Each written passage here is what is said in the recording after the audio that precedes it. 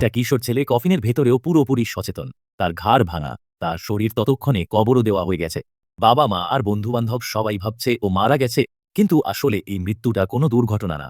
এটা তার সবচেয়ে কাছের বন্ধুকে বাঁচানোর জন্য দিতে হওয়া একটা মূল্য। ছেলেটার নাম ড্যারেন। ছোট্ট একটা শহরের ছেলে সে। বাবা মায়ের চোখে একদম আদর্শ সন্তান। তবু তার সবচেয়ে ঘনিষ্ঠ বন্ধু হলো স্টিভ, যাকে সবাই সমস্যা তৈরি করা ছেলে বলে জানে। স্টিভের প্ররোচনায় ড্যারেন প্রথমবারের মতো স্কুলে ঝামেলায় জড়িয়ে পড়ে। শিক্ষক তখনই ওর বাবা মাকে ডেকে পাঠান। ড্যারেনের বাবা মা রেগে যান, জোর দিয়ে বলেন স্টিভের সাথে সব সম্পর্ক শেষ করতে হবে। ড্যারেন উপর রাজি হয়ে যায়, কিন্তু পরদিনই আবার স্টিভের সাথে দেখা যায় তাকে। স্টিভ যখন বুঝতে পারে ড্যারেন তার সাথে শুধু লুকিয়ে লুকিয়েই মিশতে পারে, তখন সে এই গোপন বন্ধুত্বের ব্যাপারটায় খুব রেগে যায়। ঠিক এই নিয়ে ঝগড়া শুরু হতে যাচ্ছিল, এমন সময় একটা অদ্ভুত গাড়ি এসে থামে।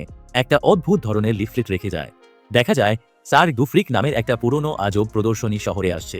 সেই রাতেই তাদের স্বভাবে শিক্ষক ড্যারেনের বইয়ে লিফলেটটা খুঁজে পান আর কড়াভাবে নিষেধ করে দেন কেউ যেন এই অবৈধ শোতে না যায়।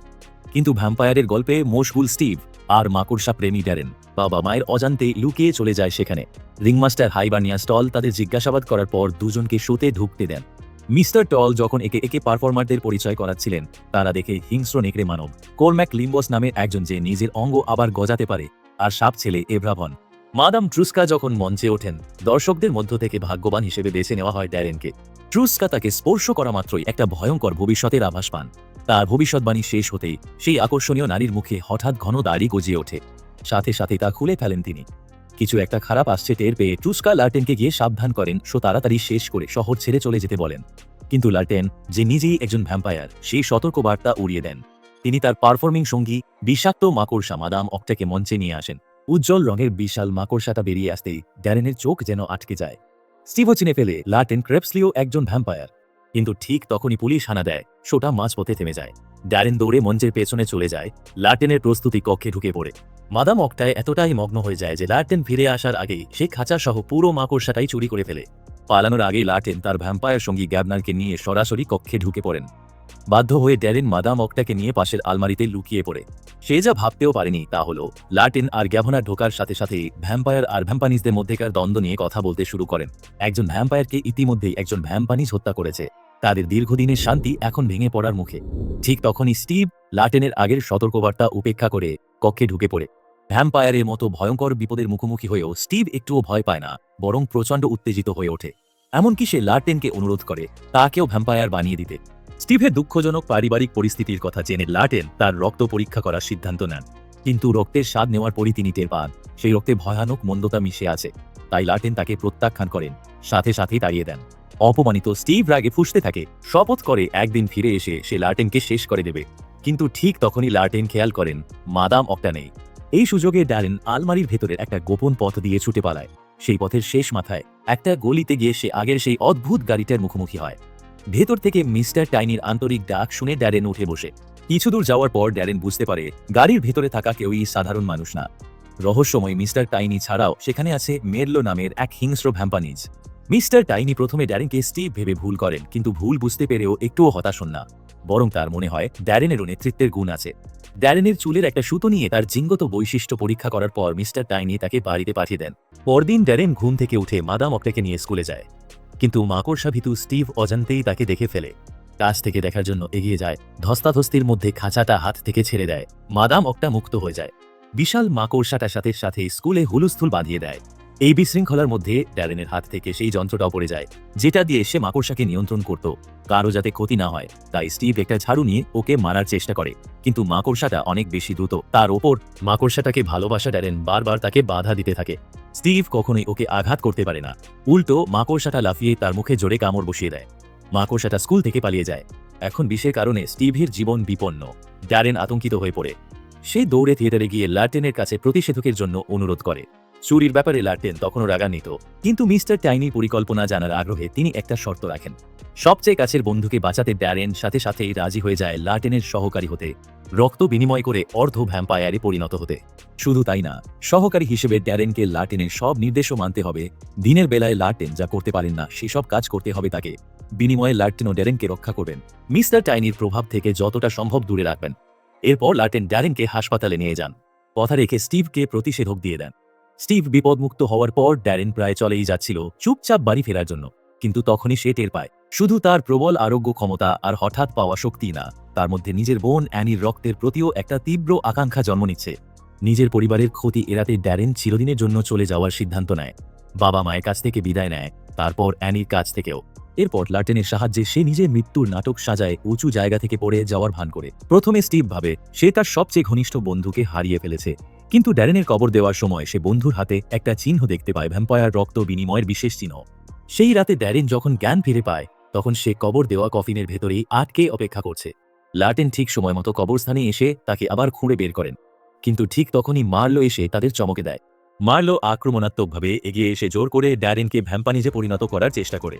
ভাগ্য ভালো, লার্টেন ঠিক সময়ে তাকে আটকান, ইচ্ছাকৃতভাবে মার্লোকে রাস্তার মাঝখানে টেনে নিয়ে যান যাতে একটা গাড়ি এসে তাকে ধাক্কা মেরে দূরে ছিটকে দেয়। এরপর লার্টেন ড্যারেনকে সার্ক দুফ্রিকে শীতকালীন ঘাঁটিতে নিয়ে যান। সুর প্রেমী সাপ ছেলে এভ্রাভনের সাথে ঘর ভাগাভাগি করার ব্যবস্থা করে দেন। এদিকে ড্যারেন না থাকায় নিজের ঘনিষ্ঠ বন্ধুর কাছে প্রতারিত হওয়ার অনুভূতি নিয়ে স্টিভ জীবন শেষ করে দেওয়ার সিদ্ধান্ত নেয়। কিন্তু ঠিক তখনই যুদ্ধ বাঁধানোর জন্য উদ্গ্রীব মিস্টার টাইনি হঠাৎ হাজির হন। মিস্টার টাইনি স্টিভকে জানান ড্যারেন আসলে মারা যায়নি, সে সেই ভ্যাম্পায়ার ক্ষমতা অর্জন করেছে যা স্টিভ সবসময় চেয়েছিল। মিস্টার টাইনির প্ররোচনায় শেষমেশ স্টিভ ভ্যাম্পানিজদের সাথে যোগ দেয়, নিজেও অর্ধ ভ্যাম্পানিজে পরিণত হয়। এদিকে ড্যারেন এক্সিবিশনের জীবনযাত্রার সাথে মানিয়ে নিতে থাকে, নিজের ভ্যাম্পায়ার ক্ষমতাগুলোর সাথেও পরিচিত হয়ে ওঠে।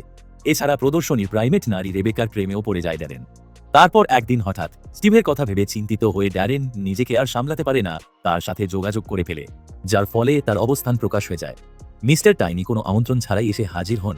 রিংমাস্টার মিস্টার টলের কাছে দাবি করেন ড্যারেনকে তার হাতে তুলে দিতে হবে। লার্টেন আর মিস্টার টল দুজনেই তাকে প্রত্যাখ্যান করেন, কিন্তু চলে যাওয়ার আগে মিস্টার টাইনি তার ছোট্ট সহকারীদের নির্দেশ দেন ড্যারেনের ওপর সার্বক্ষণিক নজর রাখতে। ড্যারেন সাথে সাথেই এটা টের পেয়ে যায়। লার্টেন আশঙ্কা করছেন সামনে যুদ্ধ আসছে, তাই সতর্ক থাকেন। তিনি ড্যারেনকে আত্মরক্ষা শেখাতে চান, কিন্তু দেখেন অনেকদিন খাবার না খেয়ে ড্যারেন এতটাই দুর্বল হয়ে পড়েছে যে সে ভীষণ নাজুক অবস্থায় আছে। ড্যারেনকে মানুষের রক্ত খাওয়ানোর জন্য বাইরে নিয়ে যাওয়ার সময় লার্টেন তাকে ভ্যাম্পায়ার আর ভ্যাম্পানিজদের মধ্যেকার পুরনো ইতিহাস বলেন। দেখা যায় দুই দলের মূল পার্থক্য তাদের খাদ্যাভ্যাসে। লার্টেনদের মতো ভ্যাম্পায়াররা মানুষের থেকে অল্প পরিমাণ রক্ত নেয়, কখনো কারো জীবন বিপন্ন করে না, কিন্তু নির্মম ভ্যাম্পানিজরা তাদের শিকারের সম্পূর্ণ রক্ত শুষে নিয়ে তাদের সরাসরি হত্যা করে। তাদের মধ্যেকার এই শান্তি পুরো 100 বছর ধরে টিকে আছে, কিন্তু সর্বশক্তিমান মিস্টার টাইনি বারবার নতুন করে যুদ্ধ বাঁধানোর চেষ্টা করছেন। এত কষ্টে অর্জিত এই শান্তি এখন তার কারণে ভেঙে পড়ার মুখে। লার্টেন চান ড্যারেন একজন অচেতন পথচারীর কাছ থেকে সামান্য রক্ত পান করুক, কিন্তু নিজেকে এখনো মানুষ ভাবা ড্যারেন রাজি হয় না। তাই যখন সেই রাতে মার্লোর নির্দেশে ভ্যাম্পানিজরা প্রদর্শনীর ওপর হামলা চালায়, লার্টেনের প্রথম কাজই হয় ড্যারেনকে রক্ষা করা। ড্যারেনকে খুঁজে না পেয়ে মার্লোর লোকেরা বদলে প্রদর্শনীর কর্মীদের ওপর আক্রমণ করে এভ্রাভনকে আহত করে রেবেকাকেও অপহরণ করে নিয়ে যায়। এছাড়া তারা এভ্রাভনকে দিয়ে ড্যারেনের কাছে একটা বার্তা পাঠায়, রেবেকাকে ফিরে পেতে হলে তাকে বাড়ি ফিরতে হবে। এদিকে মার্লোর নির্দেশে স্টিভ নিজের শিক্ষক মিস্টার কার্সকে হত্যা করে পুরোপুরি ভ্যাম্পানিজ পক্ষে নিজেকে সঁপে দেয়। এরপর স্টিভ মার্লোর সাথে গিয়ে ড্যারেনের বাবা মা আর বোন অ্যানিকে অপহরণ করে। রেবেকা বন্দী। লার্টেনও ততক্ষণে তার কফিনে বিশ্রামে চলে গেছেন। এমন অবস্থায় ড্যারেন একাই বাড়ির দিকে রওনা দেওয়ার সিদ্ধান্ত নেয়, নিজেই ব্যাপারটা সামলানোর জন্য। বাড়ি ফেরার পথে ড্যারেন কোনোমতে নিজের ভেতরের রক্ত খাওয়ার তাড়না সামলে রাখে। বাড়ি পৌঁছে সে দেখে স্টিভ আর মার্লোর রেখে যাওয়া একটা বার্তা। এক মুহূর্তও দেরি করতে সাহস পায় না ড্যারেন। বার্তা অনুসরণ করে সে সরাসরি সেই থিয়েটারে চলে যায় যেখানে আগে সার্ক দু ফ্রিক পারফর্ম করেছিল। সেখানে গিয়ে সে শুধু হিংস্র মার্লোর সাথেই না, নিজে সেই আগের ঘনিষ্ঠ বন্ধু স্টিভের সাথেও মুখোমুখি হয়। স্টিভ ততক্ষণে পুরোপুরি ভ্যাম্পানিজদের সাথে মিশে গেছে। সে ড্যারেনকে বেছে নিতে বলে নিজের পরিবার নাকি রেবেকা। ড্যারেন যদি রেবেকার পুরো রক্ত শুষে তাকে মেরে ফেলে, স্টিভ প্রতিজ্ঞা করে তার পরিবারকে রেহাই দেবে। কিন্তু ড্যারেন ছুরি তুলে নিয়ে হঠাৎ স্টিভের দিকেই আঘাত করে। দুজনে জড়িয়ে ধরে ধস্তাধস্তি শুরু করে। ঠিক তখনই খবর পেয়ে লার্টেনও থিয়েটারে চলে আসেন। মার্লোর সাথে প্রাণঘাতী লড়াই শুরু করেন। লড়াই যতই তীব্র হতে থাকে, রেবেকা নিজের হাত দিয়ে বাঁধন খুলে ফেলে তারপর মেঝেতে পড়ে থাকা ড্যারেনকে টেনে নিরাপদ জায়গায় নিয়ে যায়। ড্যারেন প্রথমে মানুষ থাকার শেষ চেষ্টাটুকু ছাড়তে রাজি হয় না, কিন্তু রেবেকা তাকে বলে তুমি মানুষ কিনা সেটা নির্ভর করে না তুমি আসলে কি, বরং নির্ভর করে তুমি কি হতে চাও তার উপর। এই কথাটাই শেষমেশ ড্যারেনের মনে গেঁথে যায়। তাই সে রেবেকার গলায় দাঁত বসায়, সামান্য পরিমাণ রক্ত পান করে। এদিকে স্টিভের সাহায্যে মার্লো ততক্ষণে লার্টেনকে পুরোপুরি কাবু করে ফেলেছে, তাকে জোর করে মাটিতে ফেলে দিয়েছে। ঠিক যখন তারা তাকে শেষ করে দিতে যাচ্ছিল, রক্তপানের ফলে শক্তি ফিরে পাওয়া ড্যারেন হঠাৎ এসে হাজির হয়, স্টিভকে ছুঁড়ে ফেলে দেয়। লার্টেন সেই সুযোগ কাজে লাগিয়ে অস্ত্র তুলে সরাসরি মার্লোর বুক পুড়ে দেন। কিন্তু মার্লোর মৃত্যু মানে দুই ভ্যাম্পায়ার দলের মধ্যে যুদ্ধ এখন অনিবার্য, কারণ একজন ভ্যাম্পায়ার নিজে হাতে একজন ভ্যাম্পানিজকে হত্যা করেছে। এর মানেই তাদের 100 বছরের যুদ্ধবিরতি আনুষ্ঠানিকভাবে শেষ।